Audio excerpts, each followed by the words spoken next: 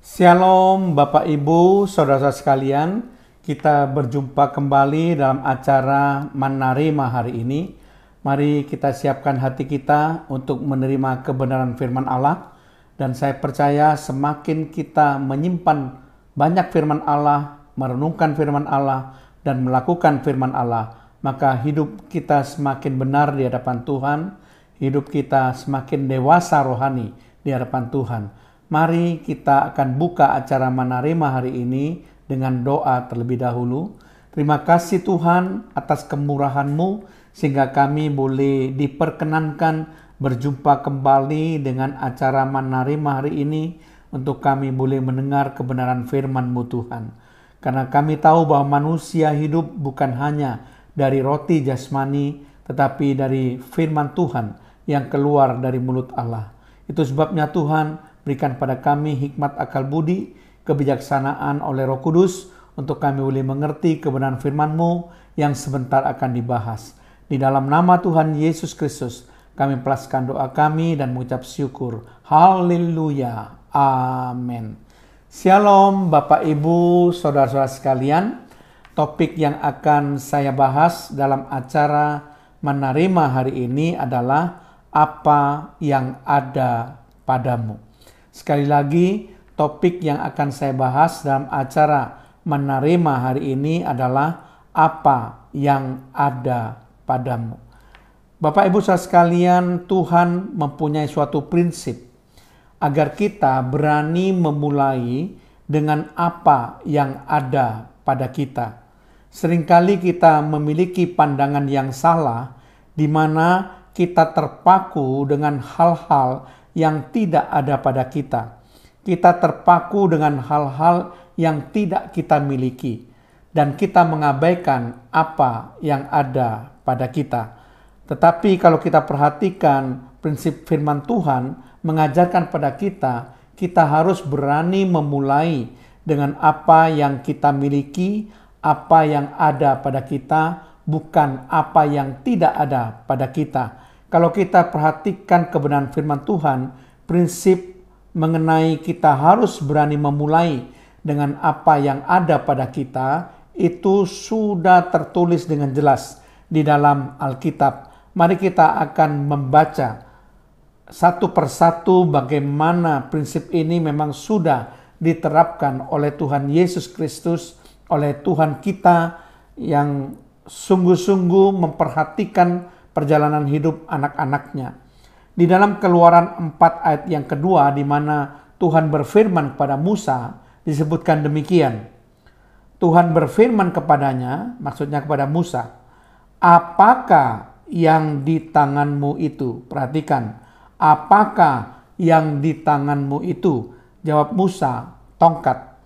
Jadi perhatikan di sini Tuhan bertanya kepada Musa, apakah yang di tanganmu itu? Bukan apa yang di tangan orang lain. Dan jawab Musa, tongkat. Dan Tuhan memakai tongkat itu sebagai alatnya untuk menyatakan kemuliaannya. Nah, itu sebabnya saudara perhatikan baik-baik. Prinsip Tuhan itu memakai apa yang ada pada kita, bukan apa yang tidak ada pada kita. Nah, saya akan berikan bukti yang kedua. Mari kita akan membaca bersama-sama suatu peristiwa kisah nyata yang sudah kita dengar dan tidak asing bagi kita. Dalam Markus 6 ayat 37 sampai 38. Dikatakan demikian. Tetapi jawab Yesus, kamu harus memberi mereka makan. Kata mereka kepadanya, jadi haruskah kami membeli roti seharga 200 dinar untuk memberi mereka makan? Ayat 38, tetapi ia berkata kepada mereka, maksudnya Yesus berkata kepada murid-muridnya, berapa banyak roti yang ada padamu? Sekali lagi, berapa banyak roti yang ada padamu? Cobalah periksa. Sesudah memeriksanya mereka berkata, 5 roti dan 2 ikan. Nah, ini peristiwa di mana Tuhan Yesus memberi makan orang banyak dan memerintahkan murid-muridnya supaya mereka boleh memberi mereka makan. Bukannya Tuhan Yesus tidak mengerti bahwa para murid-muridnya tidak mempunyai cukup makanan untuk diberikan pada orang-orang banyak yang mengikuti mereka. Tetapi Tuhan tetap mengajarkan prinsip supaya kita berani memulai dengan apa yang ada pada kita. Oleh sebab itulah Tuhan Yesus tetap bertanya, sekalipun dia tahu bahwa murid-muridnya tidak punya cukup makanan, ia tetap bertanya dan mengatakan, berapa roti yang ada padamu? Nah, saudara perhatikan di sini, Tuhan Yesus mengatakan dengan sangat jelas berapa roti yang ada padamu. Jadi Yesus berbuat demikian untuk mengajarkan pada murid-muridnya, mulailah dengan apa yang ada padamu. Sehingga tidak heran, sekalipun Tuhan Yesus tahu bahwa muridnya tidak punya cukup makanan, dia tetap bertanya berapa banyak roti yang ada padamu. Perhatikan yang ada padamu. Dan mereka mengatakan 5 roti dan 2 ikan. Dan kemudian dengan apa yang ada padanya, Yesus berbuat mujizat sehingga banyak orang mendapat berkat pada hari itu, semua makan kenyang. Bahkan bukan hanya makan kenyang, masih bersisa berlimpah-limpah. Tapi di sini Yesus tetap memberikan prinsip, dia mulai dengan apa yang ada pada kita. Meskipun itu cuma 5 roti 2 ikan, Yesus bisa membuat mujizat. Tapi Yesus sudah mengajarkan prinsip untuk kita berani memulai dengan apa yang ada pada kita. Demikian juga coba kita perhatikan hal yang ketiga yang disebutkan di dalam Alkitab. Itu terdapat di dalam 2 Korintus 8 ayat 12. Dikatakan demikian. Sebab jika kamu rela untuk memberi, maka pemberianmu akan diterima. Kalau pemberianmu itu berdasarkan apa yang ada padamu, bukan berdasarkan apa yang tidak ada padamu. Jadi di sini Tuhan Yesus juga memberikan suatu pelajaran bahwa seandainya kita mau memberikan suatu pemberian, maka berikanlah sesuai dengan apa yang ada pada kita, bukan berdasarkan apa yang tidak ada pada kita. Seberapapun yang kita punyai, kita berikan itu. Bukan kita memberikan yang besar, tetapi kita berhutang kepada orang lain. Lebih baik kita mulai dengan apa yang ada pada kita. Kita berikan dengan sukarela dan sukacita. Itu prinsip pengajaran Yesus. Pemberian pun juga harus berdasarkan dengan apa yang ada padamu. Nah, tetap prinsip ini dipegang oleh Tuhan Yesus. Ya. Kemudian saudara perhatikan contoh yang keempat yang dikatakan di dalam Alkitab untuk mengajarkan bahwa prinsip ini selalu diajarkan kepada kita. Yaitu terdapat di dalam surat Ibrani pasal 13 ayat yang ke-5a. Dikatakan begini. Janganlah kamu menjadi hamba uang, dan cukupkanlah dirimu dengan apa yang ada padamu. Di sini Tuhan memberikan suatu nasihat agar kita mencukupkan diri dengan apa yang ada pada kita.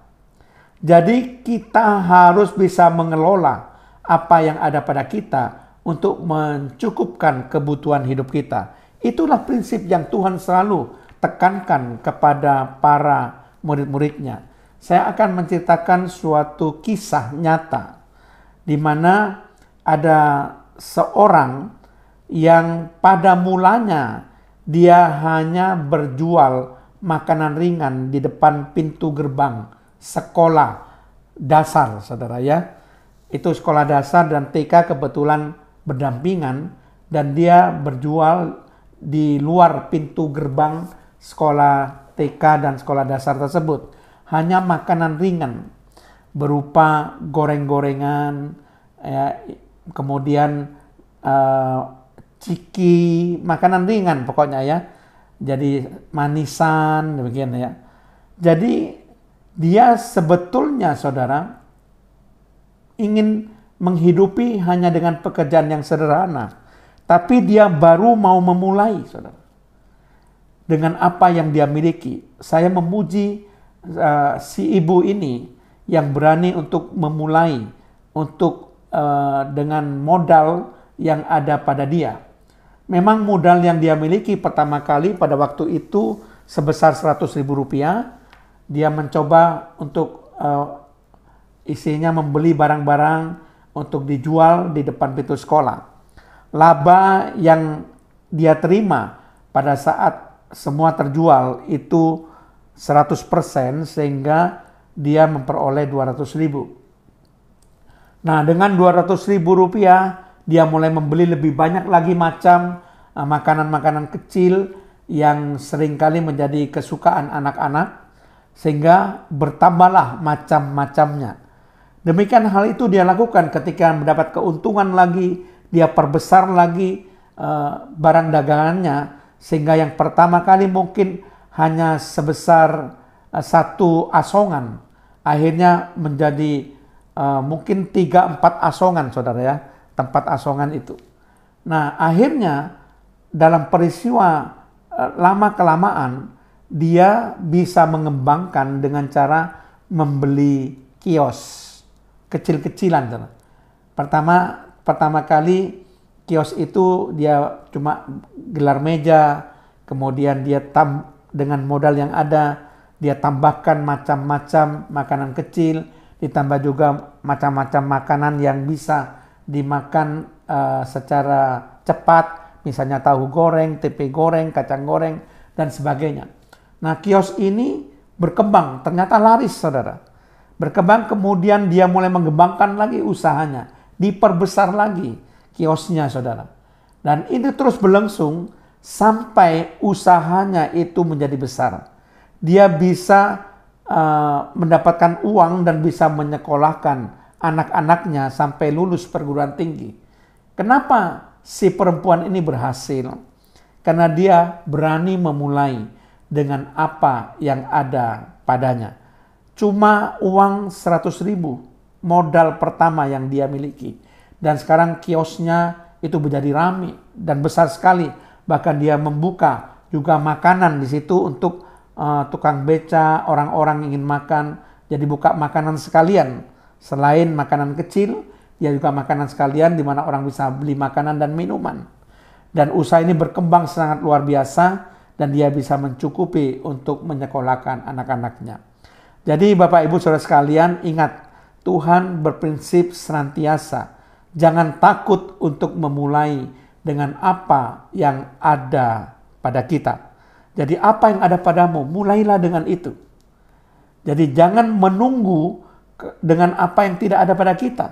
Misalnya, kalau saya punya uang 1 juta, saya baru akan memulai usaha saya. Padahal saat itu kita baru punya uang 100.000. Kalau kita tunggu-tunggu dan kita tunda-tunda, maka kita tidak akan bisa bergerak, tidak akan bisa maju. Maka kita harus berani memulai dengan apa yang ada pada kita. Sesuaikan.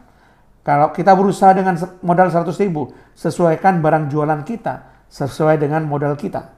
Dan kalau kita mendapat uang keuntungan, bisa diperbesar. Kecil demi kecil, terus diperbesar secara pelan-pelan. Dan akhirnya usaha kita akan menjadi besar. Amin. Mari kita berdoa. Terima kasih Tuhan, kalau Tuhan sudah mengajarkan kepada kami prinsip supaya kami berani memulai dengan apa yang ada pada kami. Bukan dengan apa yang tidak ada pada kami.